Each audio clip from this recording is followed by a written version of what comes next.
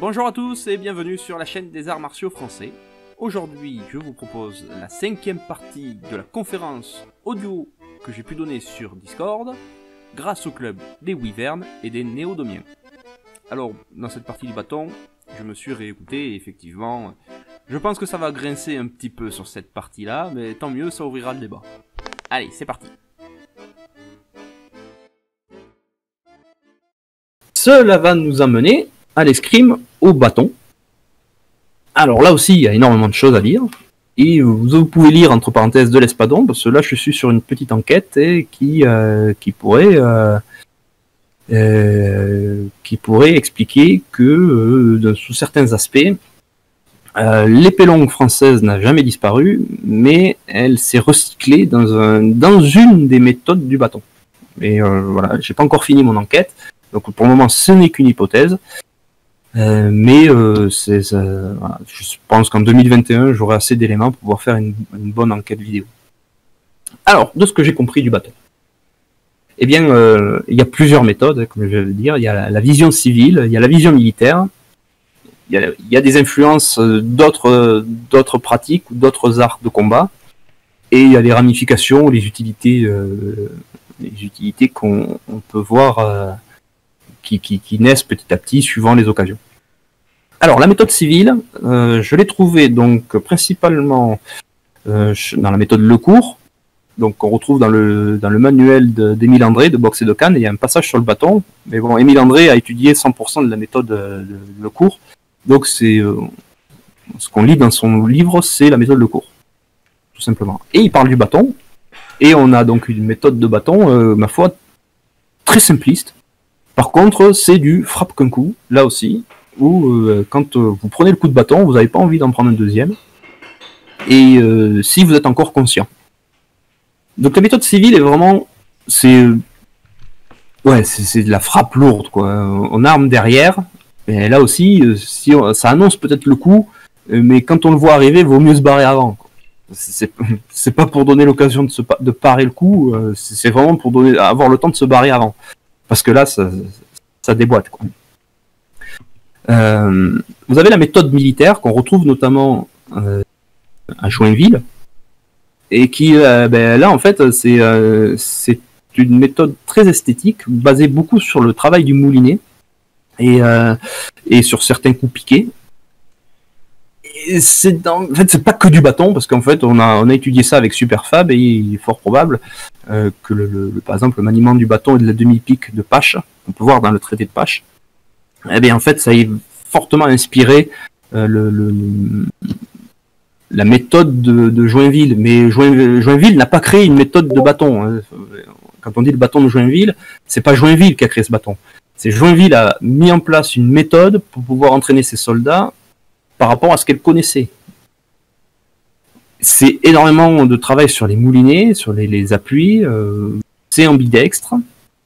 Et il y a aussi, dans l'approche, il y a une méthode il y a un peu on va dire, on rentre un peu dans le jeu de la baïonnette, parce qu'il y a quelques coups piqués qui ressemblent, ou du moins qui font penser à la tenue d'un fusil et aux coups piqués de fusil ou de crosse.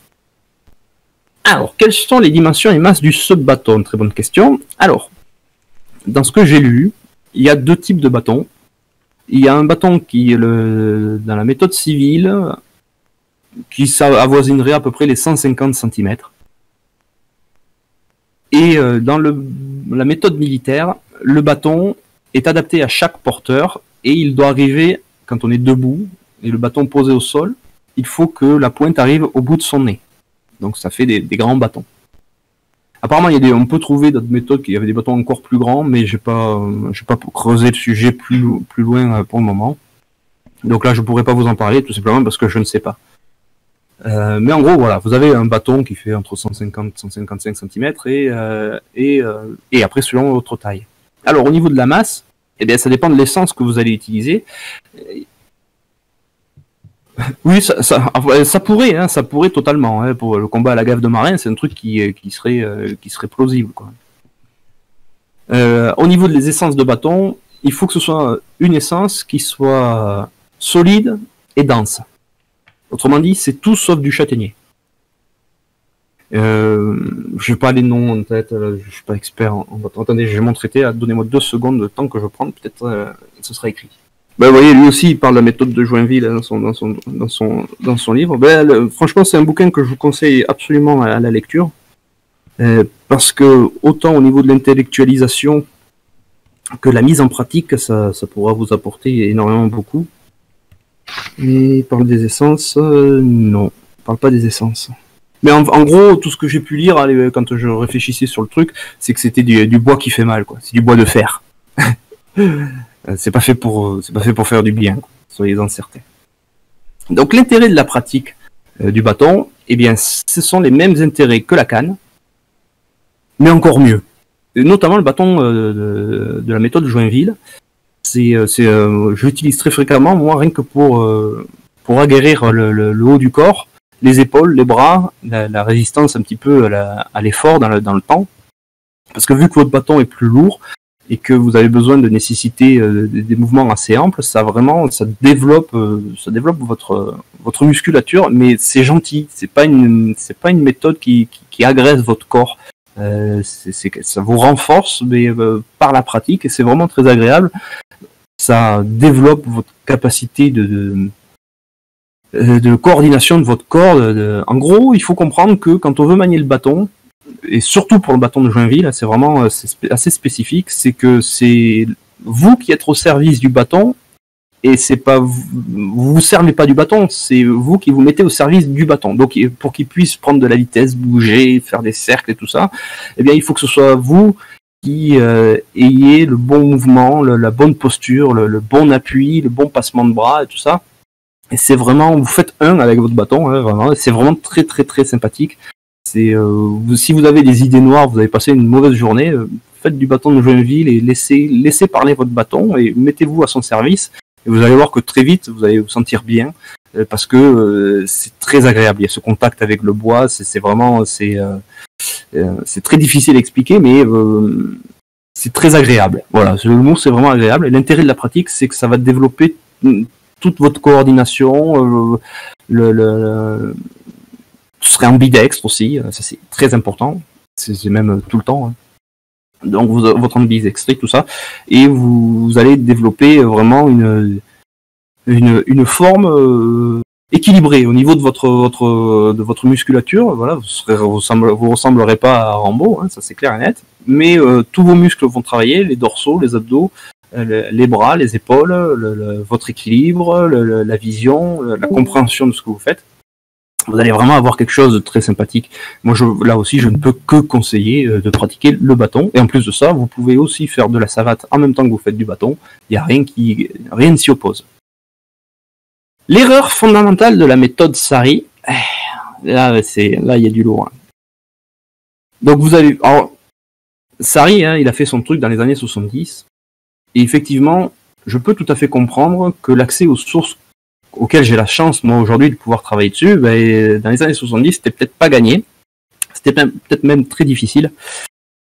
Donc, je peux comprendre que par ignorance, il ait pu développer sa méthode de bâton. Mais au jour d'aujourd'hui, quand on sait ce qu'on sait et qu'on a accès au texte dont on a accès, ce qu'on appelle le bâton fédéral, hein, bâton Sari, n'a strictement aucune raison d'exister en tant que bâton français. C'est pas du bâton français, ça ne l'a jamais été.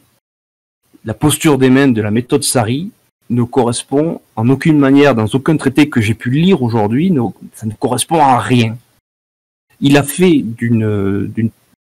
de posture d'une main, donc c'est la pronation, donc c'est les pouces tournés l'un vers l'autre. Hein.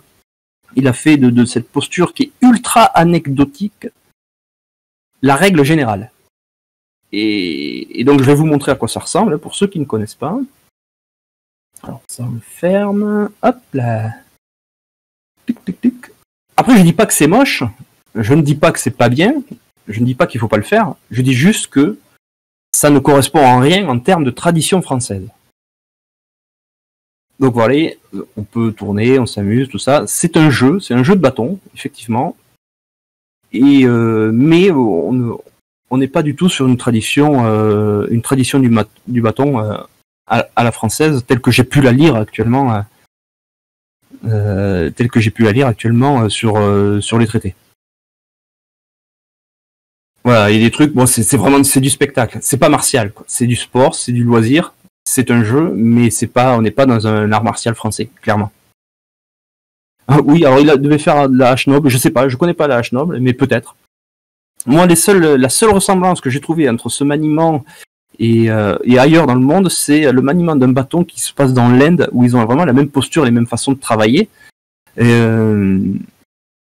Et c'est vraiment copie conforme. Je veux dire, peut-être qu'il a importé ça, il a importé ça en France en connaissance de cause. Peut-être, alors, dans ce cas-là, on est vraiment dans une arnaque sémantique et une arnaque traditionnelle, parce que ça ne correspond à rien en termes de tradition française. Alors, je sais qu'il y en a qui vont dire, oui, il y a le bâton Lafont, il se tient en pronation, c'est pareil. Et alors là, il y en a un qui a essayé de faire ça une fois déjà sur Facebook, et il y a Superfab qui est un peu monté dans les tours, et je le comprends tout à fait, parce que le bâton Lafont, dans la façon de faire, n'a strictement rien à voir avec le bâton fédéral. C'est un bâton qui se joue de l'avant, hein, sur l'avant, qui est beaucoup plus crédible en termes de bâton de combat, plutôt que ça. Ça, pour moi, ça correspond à rien. Du moins, dans mon champ d'études, pour moi, le bâton fédéral n'a aucune raison d'être. Ah, et ça ressemble beaucoup au combat de sabre laser par les fans. Alors, ça pourrait. Mais c'est un jeu. Mais je vous dis, on retrouve ce maniement de bâton en Asie, hein, du côté de l'Inde. Là, je sais qu'il y a plein de traditions, hein, et j'ai retrouvé vraiment les mêmes gestes.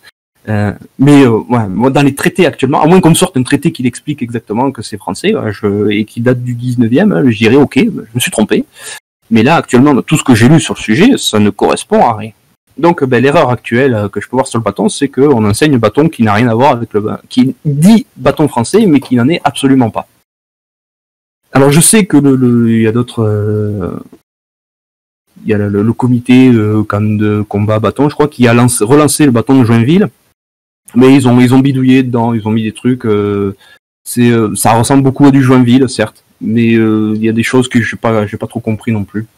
Mais ça, ce sera un sujet que j'apporterai par rapport à mes vidéos sur YouTube. Rejoignez ma chaîne, les arts martiaux français sur YouTube. Alors, on va passer maintenant aux illustrations du bâton. Donc là, c'est deux de mes élèves où j'avais fait prendre la pause pour faire de la pub. Vous voyez les positions, hein, ça se tient. C'est plus proche du maniement d'une épée que d'avoir les deux mains en pronation. Là, une belle planche où on peut voir de la canne et du bâton. Et vous voyez dans la partie bâton le coup de figure, la garde, le coup de bout, les parades, tout ça. Bon, c'est pas les mains en pronation. Hein. Encore une autre planche sur le bâton. On s'aperçoit qu'on a. Alors oui, à ce sujet, le bâton était aussi enseigné au niveau des scolaires et des enfants parce que ça développe le corps. C'est vraiment, moi je vous conseille beaucoup l'usage du bâton à la française pour travailler votre santé physique.